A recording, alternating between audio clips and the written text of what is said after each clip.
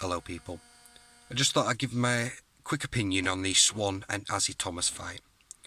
So we know that Swan's not the best fighter, but you give him this respect where it's due. In this day and age, it's hard to find men that'll fight because most lads just want to stab and shoot each other. So respect to him for stepping in there and wanting to battle it out. As I've said, he might not be the best fighter in the world, but he's got the balls to do that. So now, if I was Swan, I'd be watching my fight 100 times over and learning every mistake that I made, where I could better myself, how I could improve in my next fight. I mean, I could go through his video and be a dickhead and say he could have done this and he could have done that. I'm only going to pick a couple of things out where I think he could improve. You know what I mean? Now, the first thing is the bopping about, the moving around.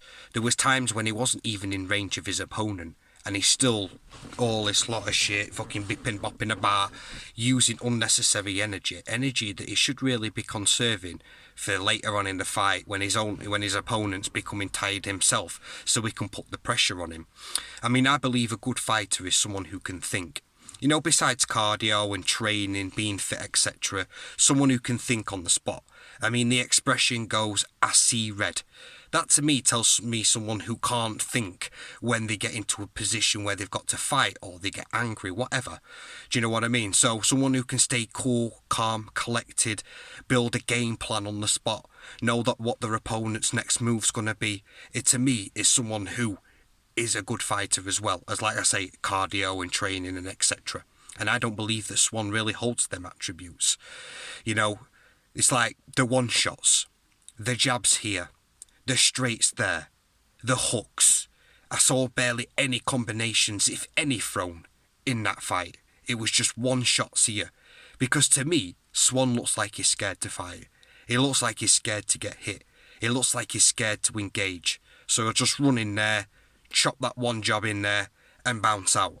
When you actually look at it, you can see that he had a few opportunities. Like he threw a body shot if you watch the video, and that as he covers up. Instead of following on with another shot, because he could have thrown a barrage of hooks or straights, whatever, he backed out. He jumped away from him, which gives his opponent time to reset and rethink his strategy. And these are things that he needs to learn.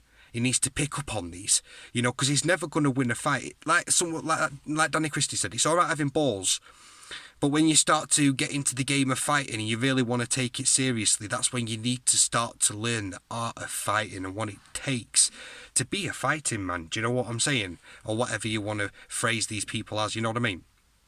But that's my opinion. Also, I swear he chucked himself on the canvas. I play a little clip at the end where, that Azi dude chucked a few shots at him. It didn't even look like he connected. To be honest with you, it just looked like he'd given in the end.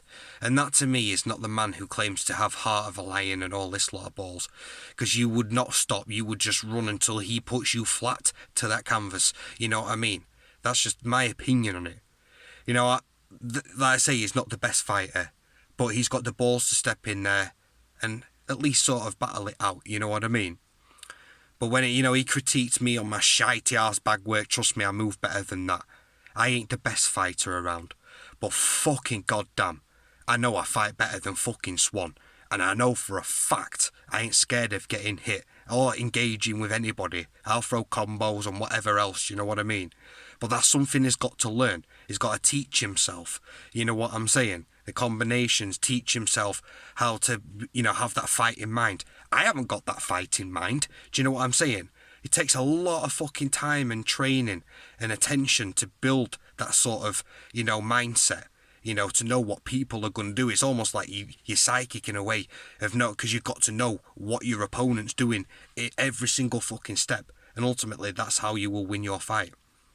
So I'm not going to blab on anymore. They're just a couple of things that I thought he should be working on, really. But to me, it just looks like he's scared to engage, he's scared to get hit. And if that follows him all the way through this fighting malarkey, he will never win anything. Do you know what I'm saying? And he needs to get that out of his head that, or get it into his head, that he's going to get hit, he's going to get bruised, he's going to get cut, he's going to bleed. It's all part of the parcel of fighting.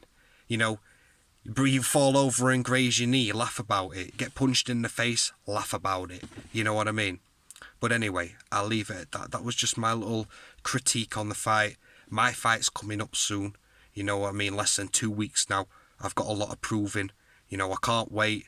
I'm nervous and, you know, excited at the same time. Get in there, do what I gotta do.